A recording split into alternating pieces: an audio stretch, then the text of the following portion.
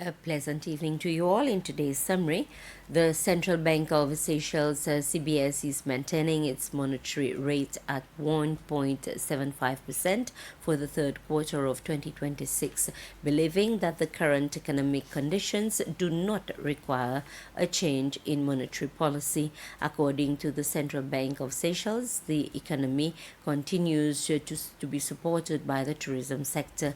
This, despite the number of visitors recorded since the beginning of the year is lower than in the same period in 2025 due to the conflict in the Middle East. For the first quarter of this year, tourism revenues fell by 5.9% compared to the same period in 2025.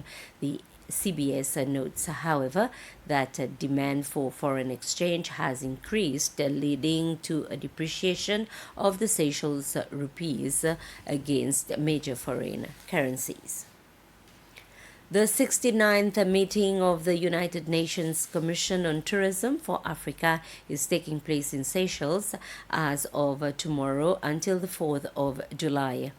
The Secretary General of the United Nations World Tourism Organization, Shaika Al-Noais, is in the country, and this afternoon she met with President Patrick Emini at State House. During the meeting, the two leaders discussed the importance of tourism to Seychelles and identified several areas with a scope for further development, including air connectivity, infrastructure, and human resources. Mrs. Al-Noais praised Seychelles' achievements, describing them as an example for other countries across the African region.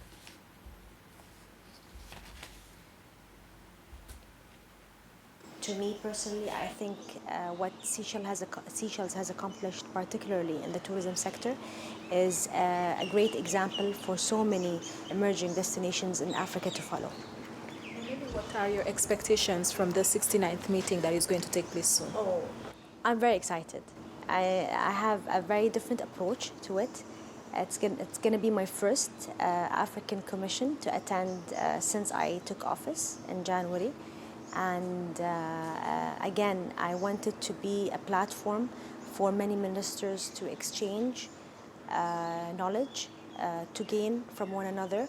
I want them to leave with key takeaways out of this, key learnings that they can go and implement back in their own destinations. A proposal to create a new public trail to Os Georgette en Pralais is currently being considered. The project has been put forward by Constance Lumeria, which says the new trail would help improve public access to the popular beach while easing pressure on the resort's existing access routes. At present, visitors can reach the beach in at least two ways: via the footpath starting from the last bus stop at Montplaisir, a trail maintained by the hotel, or by passing through the hotel grounds. The proposal was recently presented to residents and other stakeholders during a public consultation meeting. Under the plan, the new trail will be developed in a style similar to the walking trails in Vallée de Mai, offering a managed nature experience while helping to reduce the number of visitors passing through the hotel. The popularity of Anse Georgette has grown exponentially over the last 10 years. So going back 12 years now, 2014, the discussions with the Ministry of Tourism were around estimates around 60 people on average per day. That is outside guests, not the Lumeria guests. That number is now north of 220, 230 on average per day. The managing our guest experience along with outside guest and resident experience is important. The road access that is currently in place was never designed for 230 outside guests plus our own guests. Other reasons relate to our stresses on our own operations.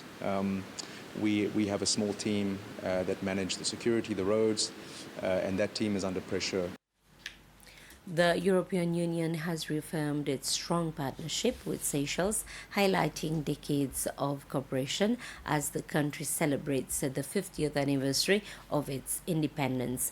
The partnership was showcased during a reception held aboard the Spanish Navy vessel Numancia, which is currently docked in Seychelles as part of the European Union's maritime security mission in the region. The warship is deployed to support regional efforts to combat piracy, illegal and unreported and unregulated fishing, as well as other maritime crimes that threaten security in the Indian Ocean. Speaking during the event, Oscar Benedict reaffirmed the European Union's commitment to strengthening its long-standing partnership with Seychelles and continuing its support for the country's maritime security efforts.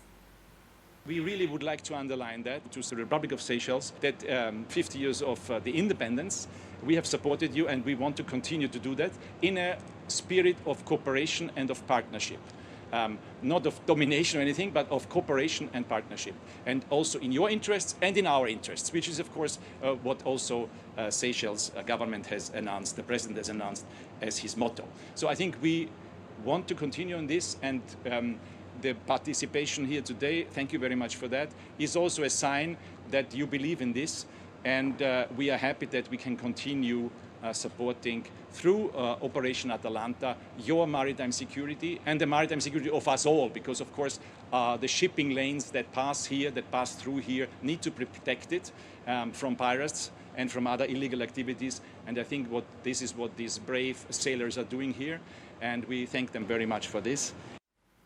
Residents of the English River Elderly Home received medical care and support during a community outreach program organized by INS Ikshak last Friday.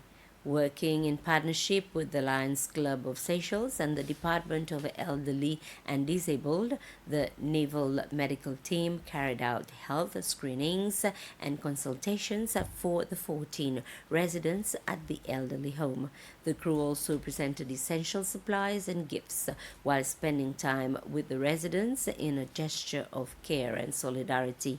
The event brought together government officials, representatives of the Lions Club, caregivers, and members of the home's administration. The initiative reflected the strong friendship between India and Seychelles while demonstrating a shared commitment to promoting the well-being of senior citizens. The Russian Navy staged an open-air cultural performance to commemorate the 50th anniversary of the diplomatic relations between Russia and Seychelles. The performance was presented as a gift to the people of Seychelles to strengthen the friendship between the two countries.